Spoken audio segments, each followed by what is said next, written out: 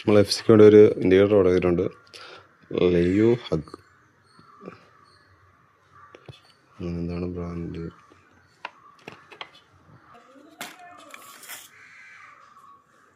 അത്യാവശ്യം വലിപ്പമുണ്ട്.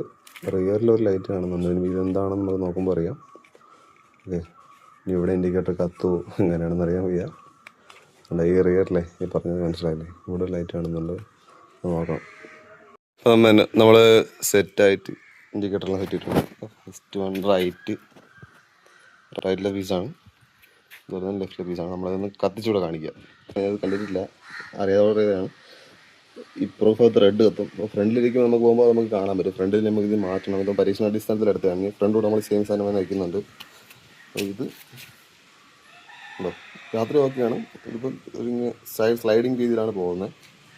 ഇനി ഇപ്പുറത്ത് കത്തിച്ച് കാണിച്ചു തരാം. അപ്പോൾ നമ്മൾ ഇട്ടിട്ടില്ല. ഇപ്പുറത്തേക്ക് വരികയാണെങ്കിൽ സെയിം രീതി തന്നെ കത്തുന്ന ആ പാറ്റാണ്. അതുപോലെ ബാക്കിലോട്ട് വരുമ്പോൾ ആ റെഡും കത്തുന്നുണ്ട്. അത്യാവശ്യം ക്വാളിറ്റിയെല്ലാം ഉണ്ട്. ആ വിലയുടേതായ ക്വാളിറ്റി ഉണ്ട്. 300 രൂപയ്ക്കകത്തേ ഉള്ളൂ ഇതിൻ്റെ വില, രണ്ടെണ്ണത്തില്ല. ഓക്കെ.